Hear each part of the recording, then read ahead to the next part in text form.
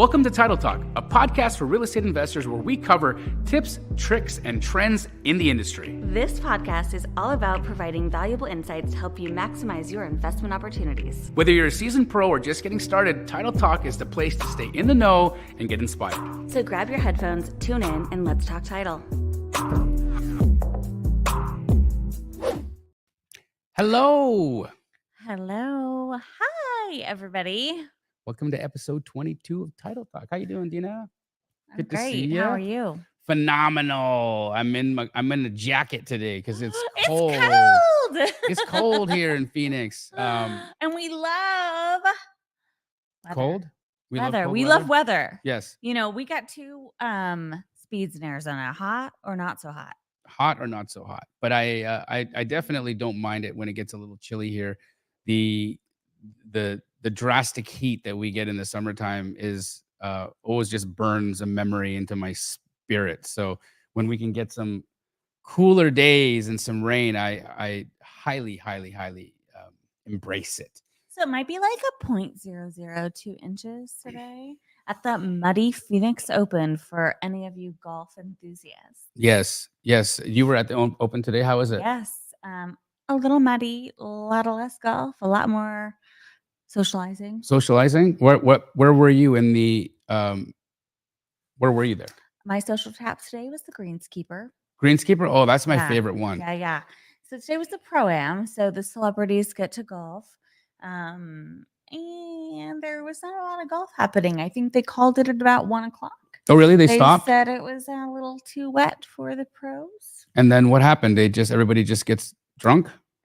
Well, there's a lot less golf, a little bit more socializing. Okay, so wait, do the celebrities leave the golf course and then come? No, they just hang out. Do they come hang out with you guys, or? I mean, yeah, there was a lot of that. Mm-hmm. Okay. Well, hey, that sounds like a fun time. I didn't see Dirks today. Oh, sorry about that. But our local homeboy will be on stage tomorrow. I'm sure. I was supposed to go tomorrow, but I instead decided to give away my ticket. Well, give it back to the person who gave it to me. I'm like, it's raining. I'm not going to go. It's going to rain all week, I think.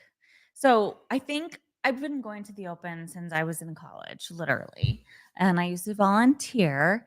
I've only seen it be the Muddy Open one other time that was this memorable. So it had rained once a year. Oh, yeah. Was it pretty bad one year? Torrential downpour. Okay. Like you had to take cover. Dang, poor Phoenicians. The first time in a while, I haven't had to pack my sunscreen in my clear bag. Well, you know what? At the end of the day, you made it home. You didn't get caught up in a flash flood. No. I made it to your home. You made it here, yes. And we're excited about this. You and I had talked a little earlier today about relationships with real estate agents. Yes. And how important they are to our business's longevity, to being able to have a steady flow of deals. Oddly enough, I had lunch today with Monique Walker. She's my unicorn real estate agent friend that I've known for over a decade. And so define unicorn real estate agent, because I think that not everybody who's watching understands that definition. Now, I, for one, pro unicorn. Yes. Yeah. You identify as unicorn as well. I do. Yeah. And you're a unicorn. You're a unicorn in so many levels, right? Yeah. And so unicorns are the kind of people that they're very rare, and they have the ability to be different things at different times, right? And so I think the thing about Monique that makes her a unicorn and unique is that she understands the retail side at a high level. So if you're a client of hers, she's going to do everything she can possibly do to service you, bring you the top dollar for your property. She has great relationships with other real estate agents so that they like working with her. So if there's two properties that they can show a buyer that are pretty similar, but one of the real estate agents might be unknown or maybe a pain in the butt, and then there's a listing that Monique has, they're going to probably want to show the house that Monique has because she's an easy person to work with. Mm-hmm. So she has, her hands in a lot of different aspects of real estate, including wholesale. And this is what makes her a unicorn, in my opinion, because not only is she a phenomenal retail agent, but she understands the world of investing. and she participates in our deals as a wholesaler. So that makes her a unicorn because she's not just there for her 3%. She can she knows when she needs to change hats. So one of And the by the way, yeah. she knows when she needs to change hats because your relationship has afforded her the opportunity to understand Yeah, of course. the value in that for Yep. her customer Correct. as well as for herself. Correct. And so think of it this way, right? Say you're a seller and you've got a house so she primarily focuses on canceled and expired listings. So these are She's outbound prospecting. outbound She's a prospecting, beast at that. but the fact that these are canceled and expired, okay? This is a list of agents who got fired, yeah, their right? customers pissed off. 100%. They're not in a good place. They're not in the same place they were when they signed their listing agreement So 6 months imagine earlier. you signed up, said, I'm going to sell my house for $550 because you said that's what it's worth and you're going to get me that. And our listing after 6 months has expired because you didn't get me what I promised and we reduced our price 3 times. Correct. Correct. And that's essentially the situation that she's walking into all the time, right? And so a lot of the people that she talks to are like, I'm done with real estate agents. Yeah. I don't want to list my house with you. I think you guys are scum. I think that you are, you charge too much. You didn't do your job. The last agent that I worked with sucked. She hears all of the things, right? So she can handle that conversation in a diplomatic and very very professional way so that she's not alienating the potential client, but she also can position herself in a way that she can add value to a situation where somebody's mad. And this is what she does that's so masterful in my opinion. Turns a frown upside down. Well, she does that, but this is how she does it. She says, well, what if I can get you a deal? What if I can bring you a buyer and my buyer pay my commission? So so now the seller who is automatically already upset, already thinks that real estate agents don't deserve what they get. So are you saying sellers don't want to pay real estate commissions? I think that it's not that they don't want to pay real estate commissions. I think that after 6 months of being jerked around, maybe you don't want to pay a real estate commission. Or at the end of the day, you care about your net. You care about your net, but again, there's principle in it, right? And so I think that they're frustrated. The person on the other end of the line is like, they're mad. They're just mad. 6 months of their time got wasted. They didn't get what they were wanting. They didn't sell the house. The house is still there. And now another agent, and now not only one agent is calling, but like hundreds of agents are calling because it just became canceled or it just expired, right? So they're in this like pressure cooker of a situation. The phone's nonstop ringing. And then all of a sudden a woman calls and says, yes, I'm a real estate agent, but I am not here to get a commission. I don't want to list your house. I'm just going to bring you an offer and my buyer is going to pay my commission. Are you open to seeing that? And they're either yes or no. And if it's a yes, she sends me the address. I respond with the price. She calls them back and says, my buyer is willing to come in at this price, pay all of my commissions over the phone. Okay. He's going to pay all of my commissions. I just want you to understand, I wouldn't be representing you. You'd be an unrepresented seller. I'm going to represent my buyer and he's going to pay commissions and this is going to be your net price. Are you interested in this deal? And 1 out of every 6 or 7 of them say yes. And so we have been averaging, I don't know, we're probably doing like 8 to 10 transactions together with the Monique Walker team right now a month. It's scaled up since, the last 6 months and it's continuing to grow and grow and grow.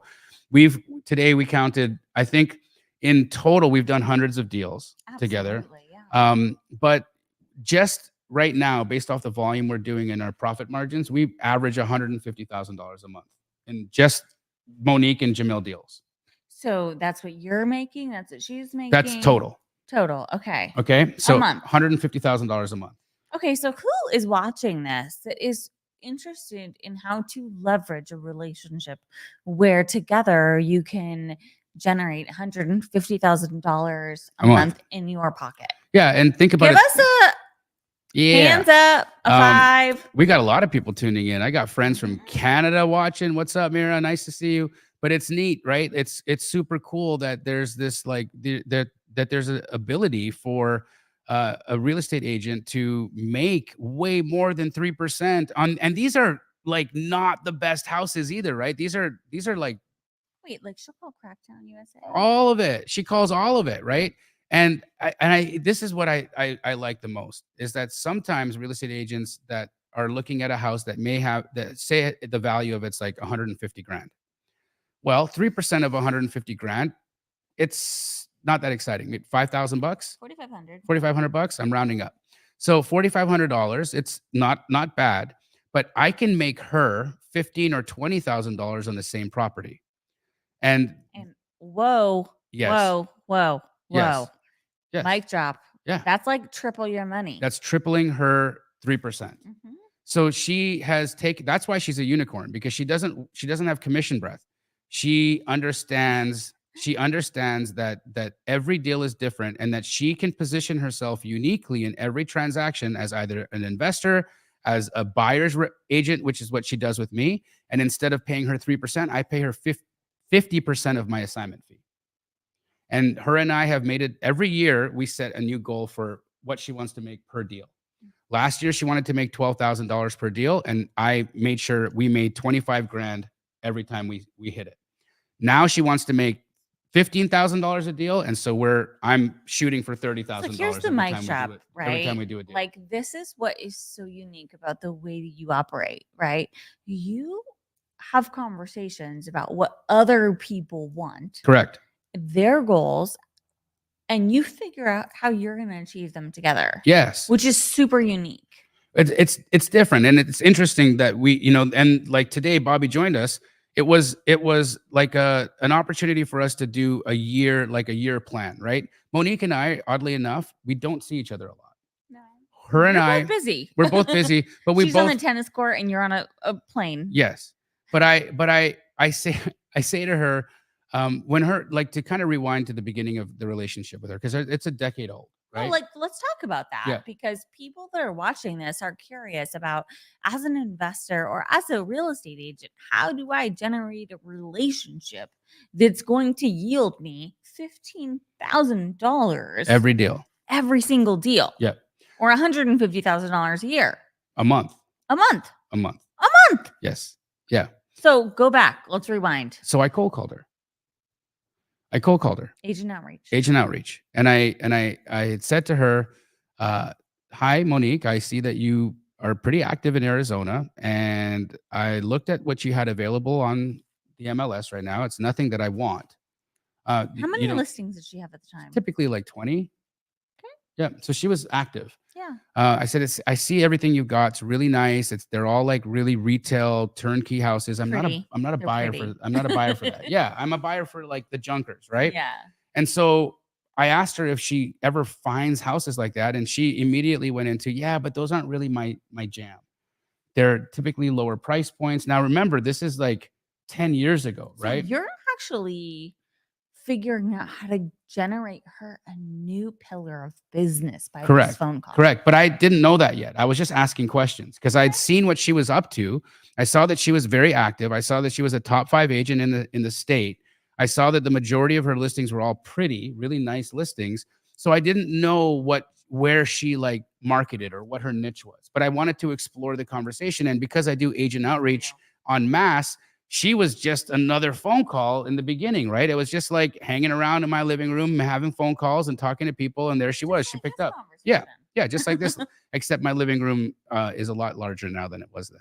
But at that time, I was on the phone with her and she asked a lot of questions. She's like, okay, so what do you do? I said, well, I look for houses that need a lot of work. Why do you want houses that need a lot of work? Because I renovate them. She's like, give me an address that you've renovated. Thankfully, I'd had a house on the market at that time that I had renovated. And so I was like, good question for her to ask. Yeah, as well. She went right into it. She's like, prove it. And so I Love gave her an that. address and she said, Smart lady. and she says, who's this Rahima lady? And I said, that's my sister. And she's like, oh, interesting. So if I sell you houses, can I list them for you? I'm like, not likely because she's going to list them. She's like, thanks for being honest. I'm like, of course, I'm not going to pretend that I'm going to give you a listing. If I can't give you a listing, my sister will bite my head off. But she's my listing agent. And, we do this as a team. And she's like, okay, so you like crappy houses. Well, I don't like really going after crappy houses because they're typically, and this is 2012, right? So She's like, they're typically, in the $100,000 range. That means I'm making 3 grand. It's not really worth my time. And I was like, okay, I can respect that. But what if I can figure out a way to give you more money? And she says, do tell. I'm like, well, I understand the concept of dual agencies. She's like, I don't really like dual representation. It's a lot of liability. My broker hates it. And so I'm not really interested in dual representation. I said, okay, cool. What if I figure out how to cut you into my back end? Explain. Was this the first time you've ever asked that question? Yes. And Okay. she said, explain. I said, well, I don't know what my exit strategy is going to be on a deal. So why don't we do this? Why don't you bring me an opportunity and I'll do what I do. And when we get to the point where money is being made, I'll have a conversation with you. And at minimum, you'll make 3%, but I will hopefully get you a lot more. And she said, okay, if we can put that in writing, we'll do it. About a week later, she calls me up, says, I've got this house. It's exactly what you asked for. It's a total piece of crap. Now show me your stuff.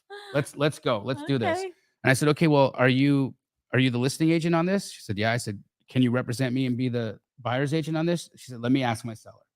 So she asked her seller, said, my seller has no problem with me doing dual agency. So now she's at 6%. Okay. Wonderful. So she represents me and she's like, well, I kind of like this 6% thing. And I'm like, yeah. She's like, so, because you kind of know what you're doing. So I don't really have to babysit you at all. I'm like, no babysitting needed. You just DocuSign the documents to me and I'm happy. So we move along in the transaction. And then she's like, well, you had mentioned cutting me into the back end. I said, okay, we can talk about that, but I need a little bit of time. So I assigned that deal. And I assigned that deal, made, I think it was like 30 grand on it. And so I went back to her and I said, I'm going to make $30,000 on this property. She's like, how do you know? You haven't even bought it yet. I said, because I'm assigning it to somebody. She's like, what does that mean? But you know what you're doing. Yeah. But she didn't know what it was. She says, so what does that mean? I'm like, well, I found another buyer who's going to take my position in it. And for that, he's going to pay me 30 grand. She said, is that legal? I said, of course it's legal. I need to ask my broker. Awesome. So she asked her broker. Her broker says it's totally legal, but he doesn't like it. So she says, my broker says it's completely legal, but he doesn't like it. And I said, and how do you feel? She's like, I don't give a shit what he likes or doesn't like. Explain it to me. And so there we were. I said, right now, you're going to make around $7,000 with your 6% on this deal. I'm going to make $30,000 on this. I said, what if we take your 7, my 30, we add it together, divide it by 2. Mic drop. And that was it. And then we did that. So why did you come up with that? Because I wanted to You've never done it incentivize her. before. I'd never done it before. I wanted to incentivize her to do business with me. I knew that she was a rock star and I knew that she was incentivized by money. But she also wanted to do a good job for her clients, and she had no clue what we were talking about. Well, you're always into win-win deals too. Correct. If it's not a win for everybody, you're out. Yep. And that was it. Like I truly just wanted it to be a situation where she could see the benefit of working with me, but not only see the benefit of working with me, she could count the benefit of working with me. And so we do deal number 1. And that first year, I think, what did she say, Bobby? What year was that? Did she say that we did a lot of deals? 22, 21? Okay. There was a year where her and I have. Bobby's here with us, by the way. Yeah, Hot Bobby's Producer, over here. Bobby BMX. Bobby. Her and I at one year had We averaged embarrassed him. He's kind of blushing a little right bit. now. We had averaged 12 to 15 deals a month. A month. Like I said, with this relationship, I could truly, I mean, if take away all the other things that I've got going on in my life. If I set my phone to only answer one person's phone call, hers, I would have a business where I could at least take home $100 grand a month. Just That's myself. a really good And that's phone call. only one person. That's only dealing with one human. Yeah. But of course, what we did was we took that model and scaled it. And Now we work with hundreds of real estate agents, if not thousands of real estate agents across the country. And that became what Keegley's business model primarily is, right? So I am curious. Yeah. This is back in the day before agent outreach was even a term. Because I feel like you might have coined it, but how many agents had you called before you had this conversation that turned into this situation that has generated major wealth for both of you? I mean, I was talking to roughly 50 real estate agents a day. And was this the first one that turned into monetization? No, Del Rounds was one of my very good. Ah! Rest in peace, Del. Oh. Yeah. But he was a great friend, great client of mine, incredible human. And Incredible human. him and I did Heaven way too probably early. did 100 deals together. And I was his go-to guy. But here was the funny thing about what I was doing back then, and it's funny now because I was planting seeds to make people talk about me by telling them not to talk about me. So what I was doing back What does then, that even mean? well, what I was doing back then is I would talk to real estate agents and I say, look, I want to be your pocket buyer, but I want to be your pocket buyer. I'm in your back pocket. I'm your cash buyer. I can come in and I can close really like a quickly. genie in your pocket. Yes. I've got funds. I can close. I'm super easy to work with. I don't cause any drama. I don't bullshit. Title companies like working with you. Title companies like working with me, but I have one condition on you and I working together. What? You never tell people who I am. And they're like, why? Kind of sounds like an interesting episode of a dating show. Well, it's what I did. I just said, I don't want you to ever say my name. I don't want you to tell anybody what my name is. But it's like, if I tell you, don't think of an elephant, what are you thinking about? A mouse. Okay, cool. Well, something to do with elephants. But every person I would tell not to talk about me talked about me even more. And my reputation around the town spread like wildfire. And that's how it all kind of happened.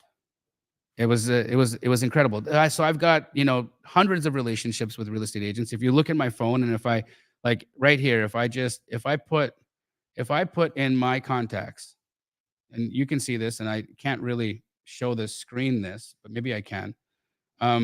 Look at how everybody that's an agent in my phone, I put realtor. And then I say, if you're good, if you're shit, if you have pocket listings, I describe. I'm afraid to look in my contacts. You're just Dina Jones. You're Dina Jones. But every person in here, I in their name, in their contact, I kind of tell myself who they are, what their personality is like. Quick reminder, right? This person has a lot of anxiety. Do you use emojis?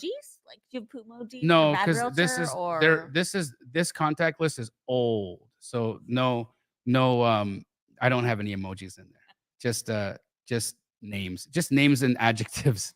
Like house emoji. No, just yeah, house heart. House heart. Yeah, but yeah, names and adjectives to describe their attitude.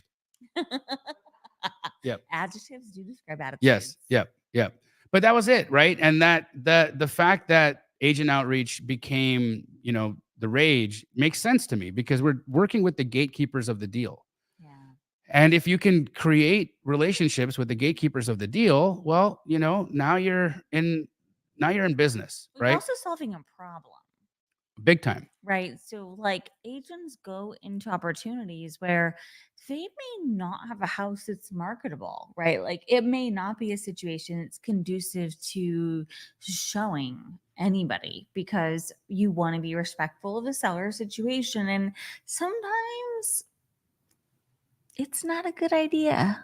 No, it's inconvenient. 100%. I mean, look, at the end of the day, I think that people get what a fiduciary actually means. They think that real estate agent's fiduciary duty, and they confuse that with price. It doesn't mean the loyalty. Same thing. It means that you have their best interests at heart. And sometimes a seller's best interest is not the highest price if it's going to mean that this deal is going to take 90 days to complete. If they're in pre-foreclosure and this is going to go to the auction in 40 days, a 90-day sale is not with the highest price is not in their best interest. A 15-day sale at a good price is in their best interest. So a person who's taking care of their client and can explain to their client the pluses and the minuses and the differences of what an offer is. And here's what she does on every listing appointment. Now, we've already talked about what she does on canceled and expires, but for just listings, general So listings. wait, let's go back though. So the script is she's calling canceled and expired. And she's basically saying, I don't want to list your house. Right. I have a cash buyer. Yep. Would you entertain an offer? She says, I have a cash buyer who will pay my commission. So the number I give you is net to you. Do you want to see it? That's it. And is she going to the house next? Nope. So it's sight unseen. Yeah.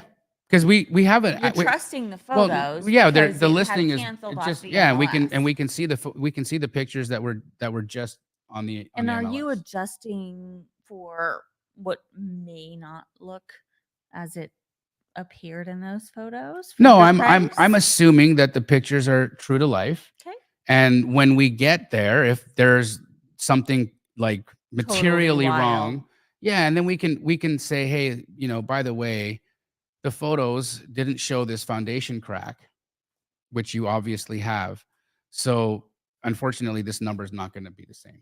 And So so you're doing traditional inspection period. always, all always. the okay. We're not going in with a non-refundable earnest deposit, zero inspection, closing All good close in advice, 3 guys. days. Yeah. So for anybody using this approach, Yep. We're still doing a standard 10-day inspection. We'll do a 14-day close, but we'll still take our 10-day inspection just to make sure that everything is tickety-boo. cool. Yeah. Tickety. Yeah. Now, the listing appointment, this is a completely different approach that she takes, right? So on a listing appointment, what she'll do is she will go in and say, these are your options, seller. Okay. Looking at your house right now, I can see that you need to do some repairs just for this house to be financeable. I have a handyman that can come in and quote those repairs for you, but know this, you're not going to get any of the money out of these repairs. These are just going to get this house financeable. So this might cost you $10,000, but you're not going to get that $10,000 back in price because this is just to get your house ready to get a loan on it. Okay. Next, if you have access to capital and you want to maximize what you can sell your house for, Yes. you could do a remodel in here. And I have some contractors that I can refer you to that can come in and help you remodel this house. And remodeled, this is where I think this house could sell. But here's the risk. We can't promise that. And the market could shift. You could spend $100,000 on your remodel and all of a sudden things change. And it's their choice. Things change. You may not get that money out. And so there's risks to that. And, buyers are pretty fickle and their tastes change pretty rapidly. Mm-hmm. So if you're going to rely on the contractor to pick the design, you could potentially put yourself in a bind. So you're probably going to want to hire a designer to come in here and help you get it done. This is probably going to cost you $60 a square foot to accomplish. And we take the square footage of the house, we multiply that by 60. That can give them an idea of what the remodel is going to cost. And then they can say, do they have access to that kind of capital to do the remodel or not? Right. Next, she'll say, so here we've got do some repairs. Here we've got after repair. And then we've got as is cash offer. Mm-hmm. So here's the as is cash offer that I have from an investor right now who will take this house as is. Of course, they're going to do an inspection, but they're very rarely renegotiate this is not on price. the kind of inspection that like a REIT would do, where they're just looking to lowball. Correct. And nitpick to get a number that's garbage. Right. So she's now going in with my cash offer. So that she showed them what the house is worth with some repairs. She shows them what the house could sell if it was fully remodeled. And then she says, here is an offer from an investor as is. And my investor will pay me my commission, so you don't even have to pay me. And then they get to choose between one of the three options. They should always be able to have a choice. Yep. Right? Yep. I think that approach is what fiduciary actually means. Yeah, it's right? choices. It's just best interest, right? Yeah. And now you give the seller an opportunity to make a decision. Mm-hmm. Alan saying this is going over my head, but I'm getting a little bit of what's going on. So, what specifically, Alan, is going over your head? I'd Oh, love to explain yeah. more or get into more depth. But what I'm really talking about here, Alan, is the variety of choices that a real estate agent can give a seller if they're in a position to want to sell a house, right? And again, we're talking about houses that need work. I When Monique has a seller that's got like a turnkey house that's been remodeled or recently remodeled or it just doesn't need She anything, knows it's not for you. she doesn't even try. Yeah, she knows what your forte is. Correct. Yeah, Yeah. like there's I'm not not, for even instance, this house, yeah. I'm never buying this house. Have you looked at the wall behind us? It's pretty. It does not need repair. Right. Right. Right. So I would never buy this house. This is an already repaired home. Yeah. Right. So it's just the kind of houses that I look for. And again, when she's dealing with her clients, she's just giving them a variety of options and they then get to decide what their best option is. And I think, for real estate agents, I think one of the things that they've been leaving behind and why some of them are struggling right now because it's been a difficult year. 2023 was It was not an hard. easy year It was for tough. many people. We even It was struggled, tough. right? I Our mean, December was tough. absolute garbage. But here's one of the things and one of the reasons why real estate agents are having a harder time in 23. Well, if you were a traditional agent going to the MLS for inventory, there wasn't a lot of it. No, we had like the lightest inventory we've seen in forever. Correct. So what did that do? Right? That made it very difficult. Scarcity, Yeah, it made too. it very difficult to transact, right? Because you had like one buyer or you got like five buyers who, and again, there weren't a lot of buyers that were qualifying at that time either. Not at So those interest rates. it was just a really tight situation. But you know who didn't struggle? Real estate agents who understood the secondary wholesale market Mhm. because they were able to get their hands on property that wasn't listed on the MLS. They were able to do off market transactions with cash buyers who weren't worried about interest rates. They were able to get themselves either into deals that, if they were investors themselves, they could now make offers on properties that had been sitting on the market 60, 90, or 120 days and starting to get stale. They can start going out there and making really, really, really advantageous offers for themselves and try to get a deal. I mean, I bought some of my best real estate in 23 while the market where everybody was saying the market was absolute trash. I'm picking up stuff that I have like $100,000 worth of equity in that I literally just a few months Nobody else was gonna buy it nobody else was because buying it. people It's just weren't sitting on the market yeah. doing nothing. And then I come and make a disrespectful offer and it gets accepted. So Hashtag motivation. that's You what it just is. never know. That's exactly right. And never put your brain into a seller's brain because you don't understand motivation until you're motivated. Which, by the way, I was on your call last night for a little bit. Fun, right? Super fun. Yeah. And you answered a really interesting question What was it? regarding why would a REIT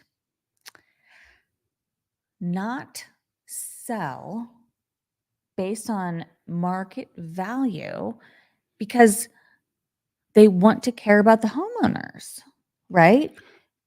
So, okay, I phrased it wrong. Yeah, yeah. But it was basically like there's a REIT that owns a house in Yeah. a neighborhood. Yeah. And why would they not care about the value within the neighborhood that's affecting all of the owners around there? Yeah. So I remember that question. And so here was Talk about emotional. Well, the thing about it, right, is that you're talking about an institution, right? And institutions, they don't have emotions. You got to take the emotion out of the Yeah, equation. it's a completely and so I think the person was asking, why don't the REITs or why don't hedge funds care about the neighborhoods that they And keeping the and keeping the values at a value certain level. And it's not that they don't care about the value, of course they do, but when a hedge fund or a REIT or a private equity company or an institution is making a decision on selling an asset, the person who is in charge of executing that deal is not the owner, CEO, or even C-level or C-suite executive of that institution. The person making that decision is the asset manager in that job, sitting at a desk, who goes home at 5 o'clock. Mhm. And they And are given a directive that's it. about a portfolio Correct. performance, Correct. which is absolutely unemotional. Correct.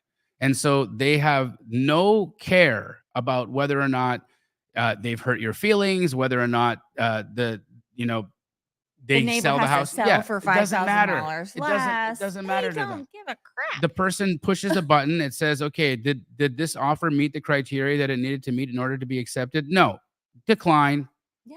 And so that's it, right? So it's what we don't ever want to do is make inferences on, like, don't project who you are onto somebody else, right? So we do this all the time, right? People do this a lot. If you listen to what a lot of people, if you just listen to what people say sometimes, and what they say about other people, what you're typically going to find out is everyone's just talking about themselves at the end of the day, because we don't know shit.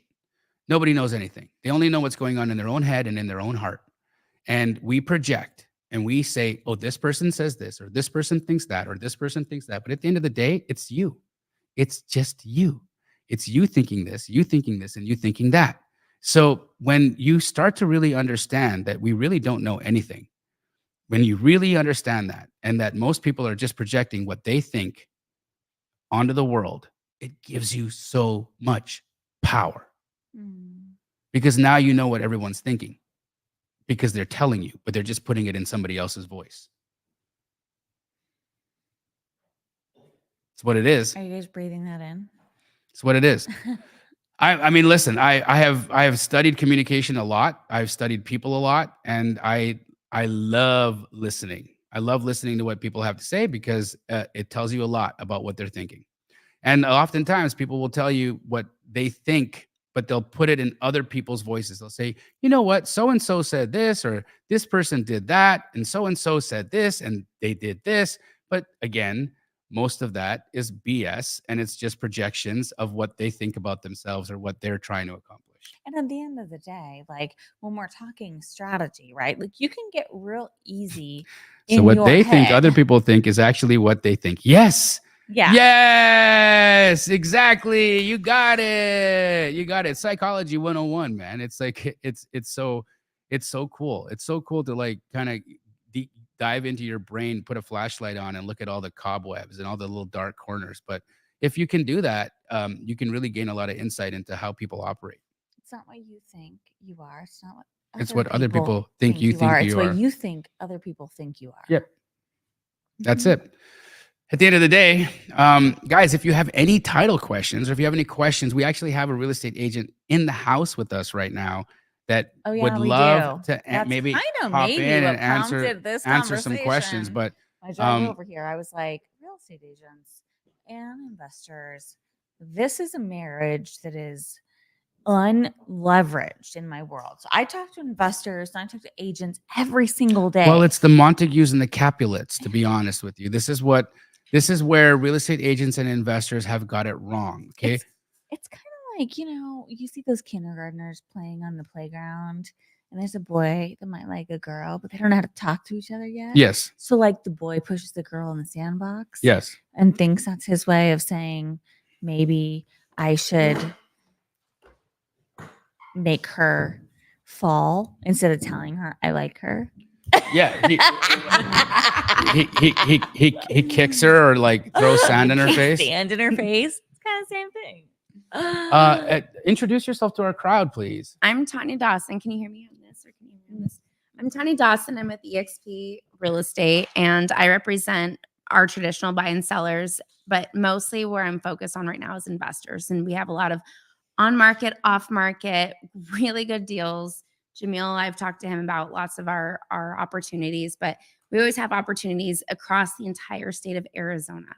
And actually, some of the investors you work with are nationwide. Mm-hmm. Yeah, we are actually expanding. Yeah. So Amazing. one of them that we were talking about today when we walked in, she's like, "Hey, Jamil, do you want to comp a portfolio of 3? Because I need one price for all 3 houses." So we have lots of opportunities all the time. I don't have my phone, but anyways, what's really cool is that she walks in and is like, "I got 2 mobile homes on dirt in Tucson, and a duplex in Tucson that need to be sold as a group. Yeah. And the condition of them? Okay, so we have 2 single families and a duplex that need to be sold as a 3 sold as one. I can give people information on that. And then I also have We might another give you a one. price live, so we might not. Yeah, actually, I can. I have all the the addresses, and then All I right. have an acre of land with 2 mobile homes on it, which we have 2 renters and both of those ready to go. We're just trying to offload everything right now, and we're gonna take great prices, great prices. We just want to offload things right now. We're just trying to offload inventory. Can I have an address?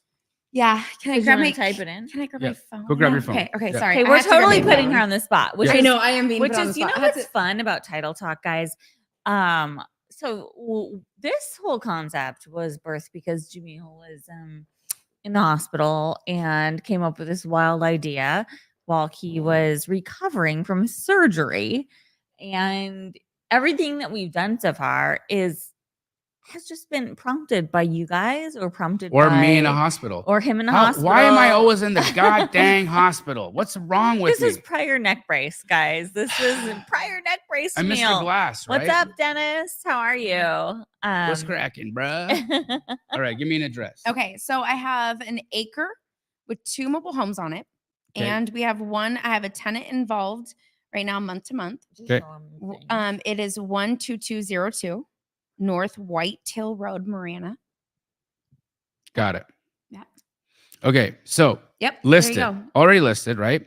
Yeah. It I is think they were going to take them off the market, though. So this one we're gonna pull off, okay. but I can tell you that number can come down drastically Okay. if we can just get someone to close this quick. Okay. What is the year? They're built in 1976, so perfect because Mhm. pre 1976 You cannot can't be financed. correct? And Did- neither one of them are affixed, to be honest. Wait, but by you the can get them way- affixed, and I have a title person to go and affix them both. Them. It takes 8 to 10 weeks, $2,200.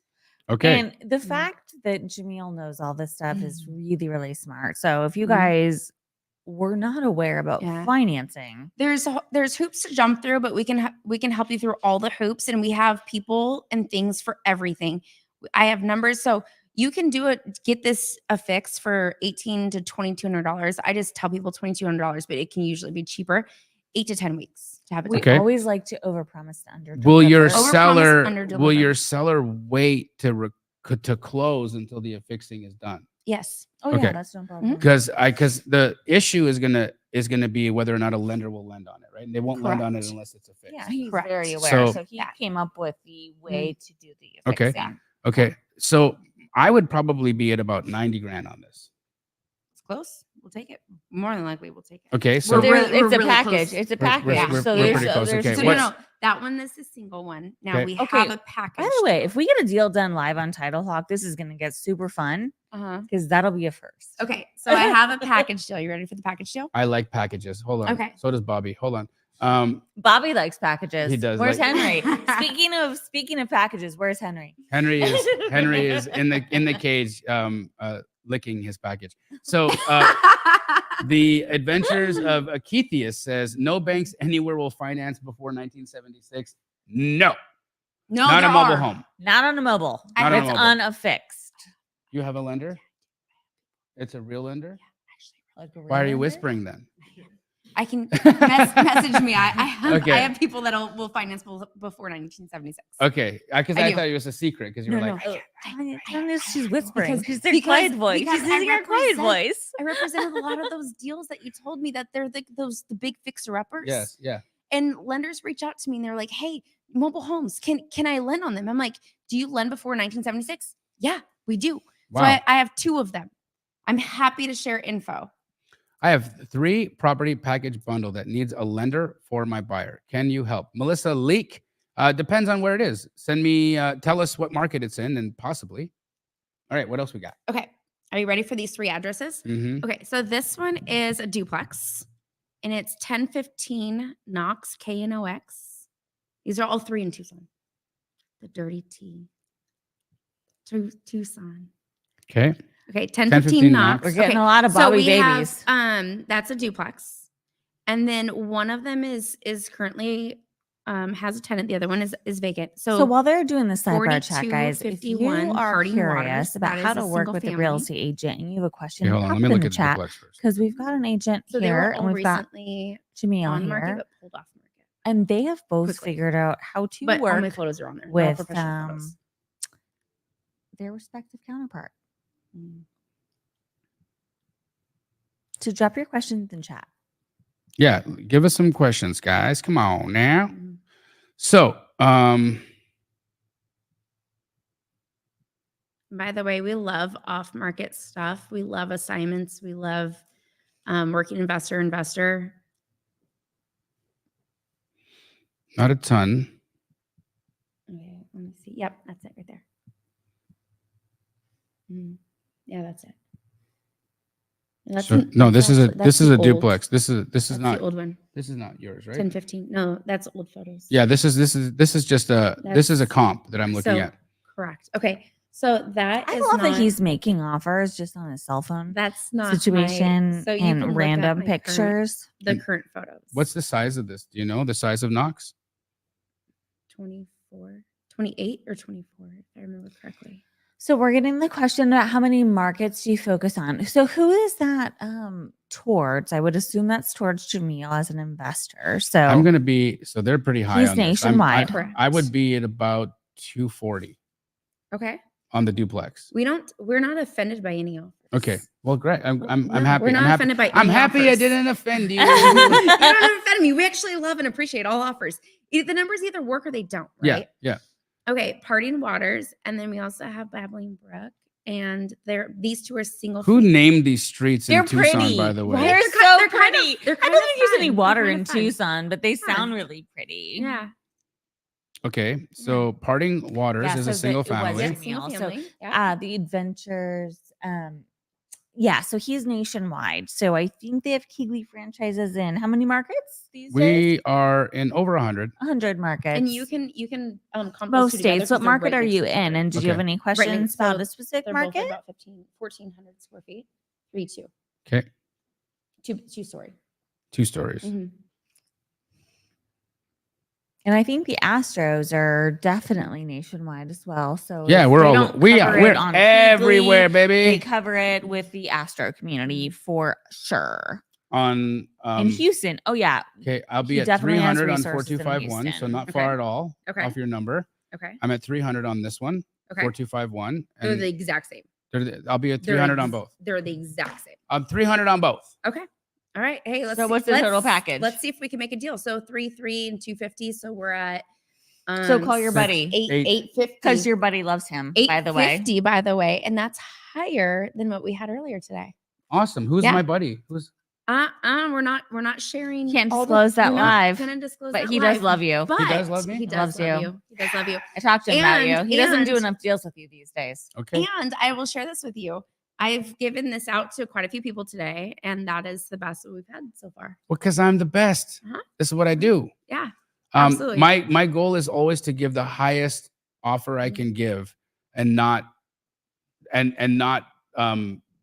bait and switch it. Like I'm not trying to come in. No, you don't high come and in then- after and the then fact and- renegotiate afterwards. Like that's just, to me, it's sloppy. Yeah. You know, yeah. like Well, it doesn't create good relationships that you can trust correct. somebody on. It's Correct. in relationships in this business. You have to trust people. You have to come in, be honest, and always. Do you mainly work in Tucson, or what's your No, I cover the entire state of the Arizona. whole state? Cool. Whole state of Arizona. By Pretty the way, neat. it's also a title nightmare Yeah. when there's a bunch of like lowball investor offers when then Yeah. it just becomes an inspection catastrophe where you try to come in and Mm-hmm. say, oh, I want to just renegotiate Correct. because Correct. of I have an inspection period. And it's just as a way of doing cancellation. Come in with your offer Yeah. out of the gate, strong Mhm. and confident. Because more than likely we're going to work together again. Well, you'd hope so. Mhm. I mean, especially if it's a relationship like Jamil's described, the one with Monique. Yeah. Yeah. They're Absolutely. great.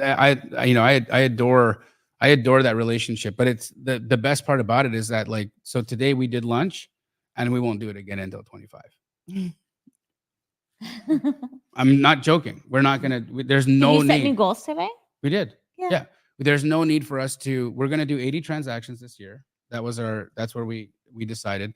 And I had made a new commitment to her today that I'm going to. So I have a direct to seller platform that I promoting, that I'm not only promoting it, but I'm a part owner in. It is one of the best, and I'm just saying this because I'm a part of it, but it has like the best data that I've ever seen, like hands down, the best data. So I made a commitment to her today that I was going to deliver her lead lists that I'll pay for, that her and I will JV on, and she's going to call every morning to, because she already calls on all the If she says cancels and she's calling, expires. Yeah, she's calling. Yeah, so I'm going to start delivering her 1,000 leads every single month, and hopefully that'll turn into an additional 4 or 5 deals for us. So what's the data specifically? It's Well, not it's- canceled and expired. No, He's it's- already it- calling them. No, so I invested in a company that is heavily working in AI. Okay. And what they've done is they've compiled historical data over the last 40 years on all of the different indicators that happen before a house sells, but not just like normal stuff like notice of default or tax delinquencies. Things like, did somebody in the house break up with a significant other? Creeper data. Creepy data, stuff I that's love not creeper legal data. stuff that's not Wow. like super Love legal. creepy Like, it's legal data. for them to get the data, but they can't tell what the data is. They're not allowed to say. Yeah. Mhm. But it's but some of the things are, did somebody in the house have a friend who passed away? Buy diapers. Or did somebody in the house did somebody in the house, like one of the younger children, Nobody get knows about married or those have a these days. baby? Yeah. Right? So it's, or did somebody move, was there mail forwarding for an adult child? Right? So it's like, Major D's. it's a lot of stuff that's going on in there, and because it's 40 years of data, what it Aggregated to to normally overlap on all the things. Right. Okay. So normally on a high equity list, that's a list where people just, own the houses with a lot of equity. Mhm. The number of people that on that list that are ready to sell will be 1%. That's normal. Okay. 1% of that list will be a potential sale. Yeah. This list is 16%. So it's 16 times more predictive of a sale than your regular high equity list. Meaning, out of 1,000 leads, she should be able to get at least 160 maybes Right.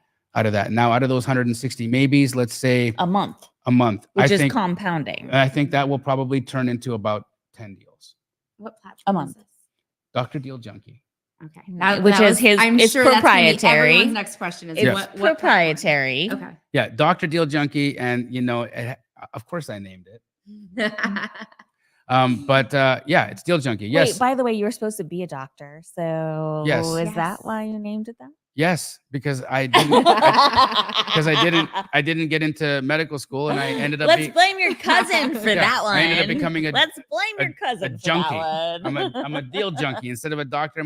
I would have never made it in medical school. I would have just eaten all the Percocets. Or you would have had some fun in the plastic surgery lab. I mean, I'm serious. I would have lost my medical license very, very, very early. Very early. They would have been like, dude, this guy is a mess. You got to get the scalpel out of this asshole's hands. I come from the medical field. I could see that. Yeah. I could see that. Wouldn't have been my thing, but yeah, so it is weird to collect this kind of data. So what did he say? Weird stuff, but they collect data, watch patterns, tweak algorithms, watch change, learn eventually. Exactly. That's exactly right. And this isn't stuff that just happened in the advent of AI. They've been collecting this data for over 40 years. AI just helped us process it faster. That's all it did. Yeah. Well, it took receipts and it digested them and put them into some kind of a goofy spreadsheet that then turned into something where it's spitting out data at a faster capacity for sure. So here's the other question. Marcellus asked, does Deal Junkie come with script tracing? Yes. And actually, it is 15 cents a record. But hear this. I have compared the skip tracing in this platform with every other skip tracing provider that exists. And you know what? I'm going to let the results speak. I have got a YouTube stream. You can go back and look at any of my Deal Junkie YouTube streams and compare that with any of the other cold calling YouTube streams that I've done and see the number of contacts that I make on the Deal Junkie streams versus the other streams. And I'll just let the results speak for themselves. The hit rate on Deal Junkie skip tracing is scary. It's scary. It's so good. So is it integrated with one of the other softwares that you already use as far as skip tracing, or is it its own? It's its own thing. Jam. It's its Cool. own gem. Yeah. So, sadly, I have of course, I've got a lot of great relationships in the industry. I love so many different people that are in the skip tracing business. Unfortunately, I've just seen the quality really digress over the last little while. And unfortunately, because of I've that, seen that too. yeah, and it was like really bad. Well, and I think that part of that is like they're not going back after the data to retrace it again. Yeah. Yeah, that, and I think there was a quality step down in maybe what was being paid for the data, because there's TLO level data, so that's credit level data, and then there's the other stuff. And then there's also the fear of what's next to come as far as the legalities on Correct. getting the Yeah. data Correct. and making sure everybody wants to be protected as far as what they're paying for too. Absolutely. One question here, Jamil, is Calgary, Alberta really the Texas of Canada? It Well, do they have absolutely is. Stampede? Is that where I- Stampede is? Yeah, I know. Yeah. It is.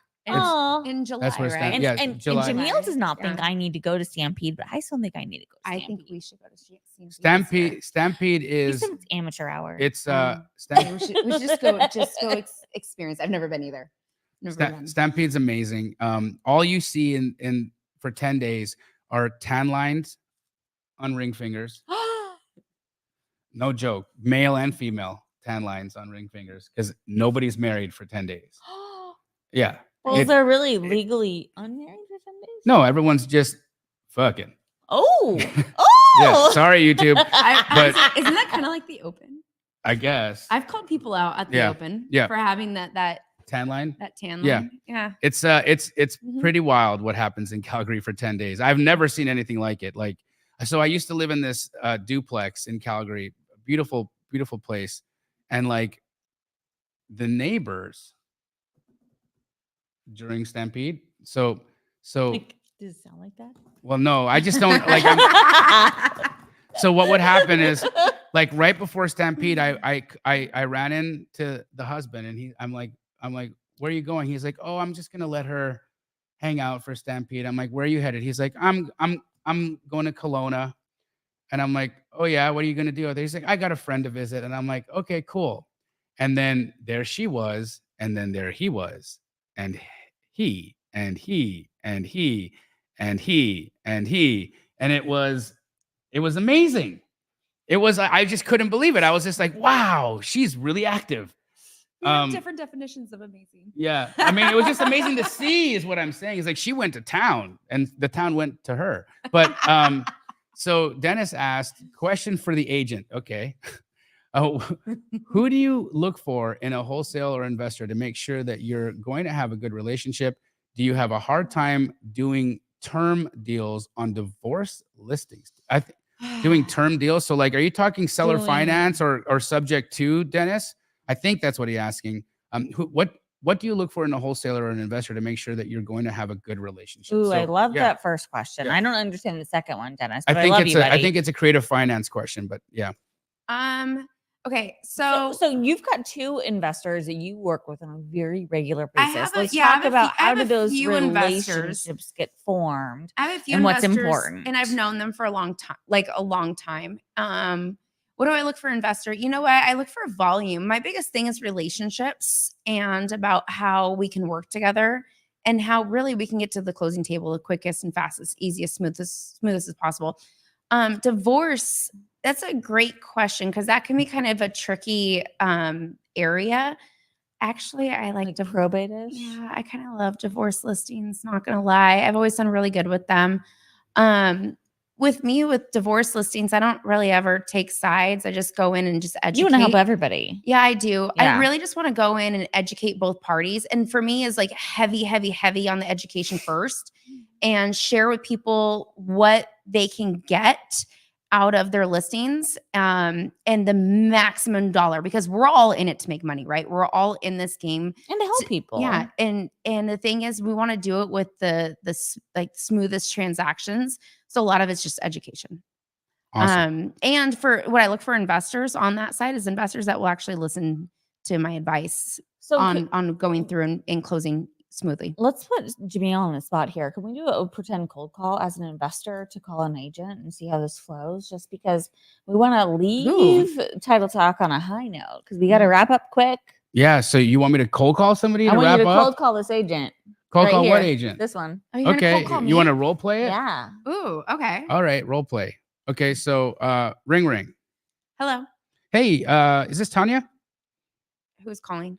My name is Jamil. I got your number on Zillow because it says you're a real estate agent. Doesn't sound like you are one, so I'll Yeah. let you go. Oh, you are. What can I help you with? Well, I'm actually trying to purchase a house. I sound like I'm bothering you, so if you're not ready to do any business, I'm totally okay. No, which house are you calling on? Well, I called in a listing that I don't want, but I'm wondering if you have anything that is in original condition or kind of beat up that you don't know what to do with, but you need a buyer for. Okay, yeah. Actually, let's start over. What area of Arizona are you looking in? I buy everywhere in Arizona. Okay. Tell me a little bit what you're looking for, and I can help you with the inventory that I have available. Okay. Well, I'm looking for stuff that's trashed. Anything that's beat up, original condition, needing a tremendous amount of work. My specialty are fixer uppers. So hoarder houses, what I like, the more poo, the better. Okay. Are you looking for mobile homes, single family homes, duplexes, multifamilies? All of it. Okay. What is our budget that we're working with?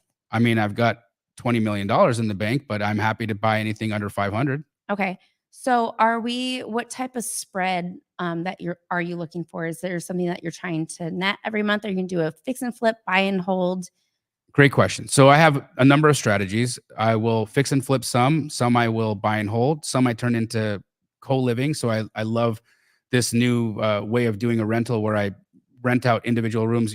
I'm boring you with this, but I have multiple exit strategies, and I'll typically determine how I'll exit the house during my inspection period, just depending on the numbers. Okay. First of all, you're never boring me. I love this conversation always. Okay. So what I want to know is what you're looking for. What can I help you with? What is our strategy and what is our end goal? So business, I like it. If you have 30 minutes where I can go and I can buy you coffee, we can sit down and talk a little bit more. But in the meantime, can I get your information so I can send you some of our current listings that Absolutely. we have? So then what I want to do is understand what you're looking for. So in the future, I can send you what we have coming up before it ever hits the market. Does that sound good to you? I love to see them before they hit the market.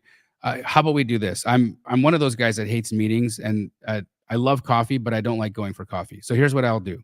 If you have a deal that's off market, if you can send it to me beforehand and we get that deal under contract, I'll buy you Starbucks.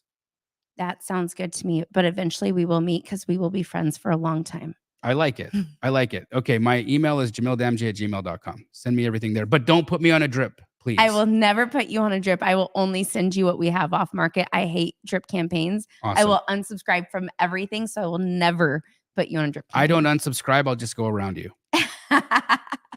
I'm being honest. Thank you. You're guys welcome. are going to be best friends for Okay. life. Thank you. Oh, That was was a real. good deal. I mean, I'm telling you, that's- You heard it first on Title Hey. And it's funny because if you call me and you're like, "Hi, this is Jamila. I want to." Okay, just be like, tell me what you want on the phone. Yeah. Well, Yeah, no, as She you're, would be that big of a It is- jerk like it is that. because- Like, Yeah. this Because is I think legit. it's Like, as as an lost investor, it's a lost art. this when is people call. reality. Yeah, and when This people is call, reality. It's, hi, my name's Tanya. I'm calling because da da da da. Get to the like. Yeah. Yeah, but you Cut guys to you it. flipped. You guys turned it around. Well, you know- It's funny, you Sometimes flipped it those back on calls me. are I tough. did. I was Cheers like, well, she was, she was, I'm- what do you I'm want? And I'm business. like, hold on a second. If you don't want to talk, I'll let you go. No, but Right? if you tell me, But and then you're like, well, what do you want? And I'm like, okay, well, tell me what you let want. me get to it. So no, I like that. And actually, agents will kind of be like that. If you can't get to it, you don't want to sound like you're selling something. And I think that's one of the biggest problems that people who are doing agent outreach do, is they come off salesy. Where Yeah. I'm on the buy side, I'm not selling anything. I want you to sell me something. Okay, I want people to understand for us agents, we get over 100 phone calls a day, especially if we have a lot of listings. We get over 100 phone calls a day, and people don't. They just want to call and just chit chat about the houses that we have for sale. My biggest thing is call, introduce yourself. What are you calling for? If you just want to call and talk about the neighborhood, we don't really have time for that. Honestly, I'm dead serious. We get over 100 phone calls a day. Right. Let's just talk about what are we here for? How can I help you? Because I will help you, but I need to know how can I help you? And a lot of times we also get a lot of marketing phone calls too. Right. We That's get selling you something. Well, they're trying to inundated, sell you. inundated with marketing CRM, phone calls. yeah. So a lot of times when we first answer the phone, we're trying to figure out, is it a marketing phone call or not? Right. Now, if you're a true buyer, I will work with you all day long. But just understand too, we get inundated with marketing phone calls. Well, that was fun, guys. The whole thing about the coffee, I would really say that. Oh, he does. This guy is not somebody you invite to coffee. Anybody out there watching? I don't Yeah. do them. He We is- do a couple deals, and I will nail you down though at some point. Okay, but Yeah. but it's true. Like Yeah. it's that's how. In fact, even with Monique, she was like, "Can we meet?" And I'm like, "No, I don't like to meet. I don't want to do meetings. We can do some deals, and after we do some deals." So her and I did 30 transactions before we met in person. That's awesome. 30. That's awesome. I've had Wow. a lot of Weird, business right? people I haven't. I was like, I "Can you haven't had before. imagine?" It was when we You're both busy. when we I when respect we it. finally met. It was like, Like the curtains unveiled. yeah, it was like, what's that? What is that Netflix show? I don't know. Love is Blind. Love is Blind. Yeah, Okay, yeah, I haven't yeah. seen it, but I knew which one you're talking Kinda about. like that, kinda like Because you that. meet behind a screen. Yeah. I've seen the concept of it. Hey, Yeah. what's up, Rocky? How are you? So I love that you're asking the question, and Tanya is absolutely going to give you her contact info. Love helping people out. What's your email?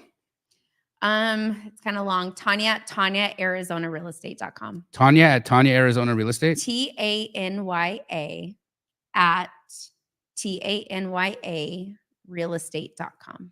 Title Talk episode 22, guys. We're out. Yay! Peace.